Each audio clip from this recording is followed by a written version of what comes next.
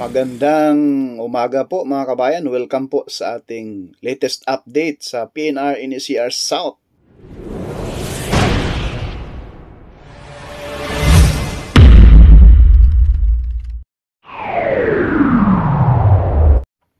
Latest update po tayo mga kabayan dito po sa area ng Cabuyao. Dito po sa PNR NSCR South mula Solis, Maynila hanggang Calamba, Laguna mga kabayan. So sa darating na katapusan itong buwan ng January, Alabang to Solis, Maynila mga kabayan, yung PNR dyan na nagbiyahe pa hanggang ngayon ay posibleng stop operation na po yan mga kabayan para bigyang daan itong pag-construct nitong PNR NSCR South mula Solis, Maynila hanggang Calamba, Laguna. So sa ngayon mga kabayan, ang ginagawa ngayon, unti-unti nang ginagawa mula Alabang hanggang Calamba, Laguna. Ito na po yung mga ginagawa nila mga kabayan. Itong sa harap natin, yan na po yung precast yard na kung saan dyan po ginagawa yung mismong segmental box girder. Ito po. Yan po mga kabayan. Bali dalawa po yung paggawaan ng segmental box girder dito mga kabayan. Precast yard, no? Sa may malapit din po sa entrance and exit sa may Santa Rosa mga kabayan. Ayan po, masisilayan natin na napakalapad na po yung mga ginagawa nila dyan mga kabayan.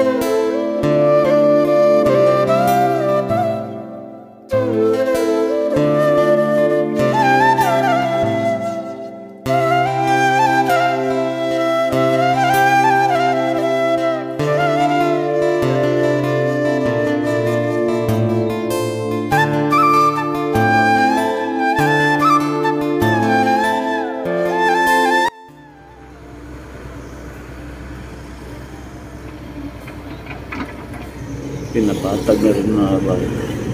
Simula doon, punta rito, pinapatag na. Dati-rati po mga kabayan, itong area, puro po itong mga kabahayan.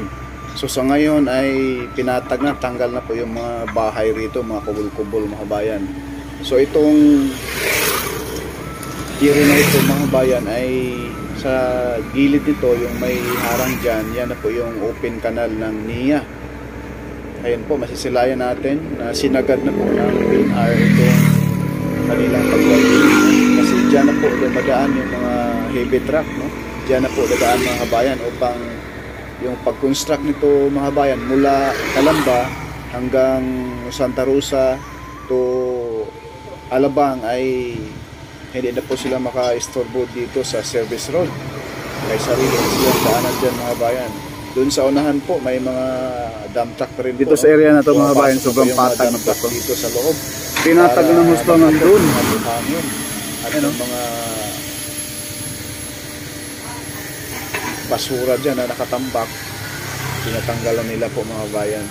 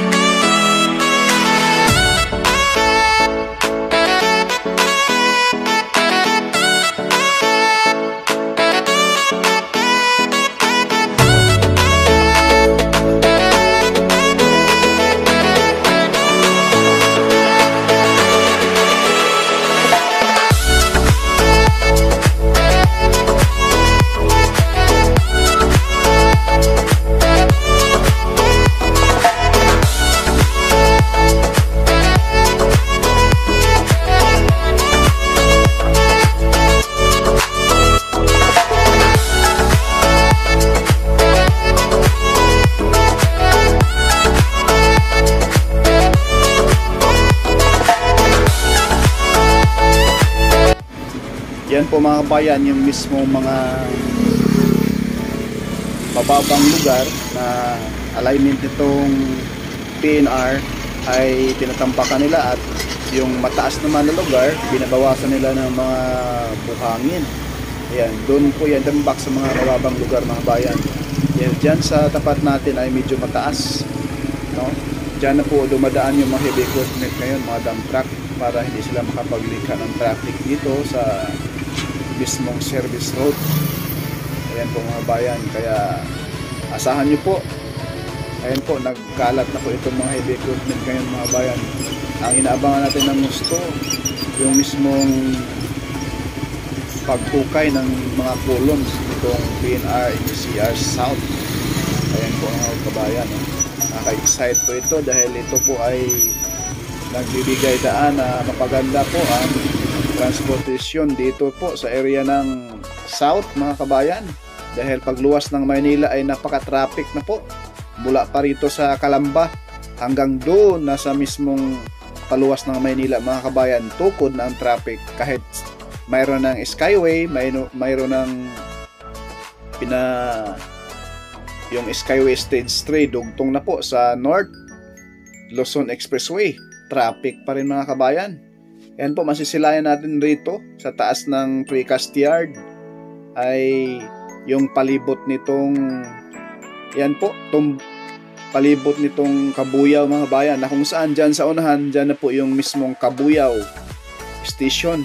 Kita tayo dyan mga bayan. Ayan po yung mga sasakyan dyan sa dulo, napakaraming sasakyan. Yan po yung warehouse ng mga sasakyan mga bayan. Dyan sa gilid mismo niyan mga kabayan, dyan po itatayo yung mismong modern na Kabuyaw station.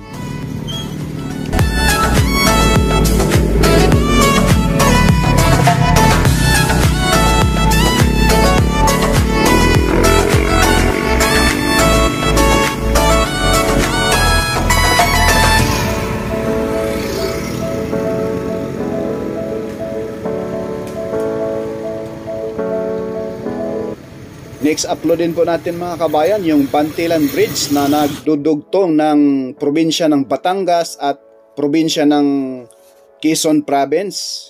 Maraming salamat po. Please like, share, subscribe po, and God bless po.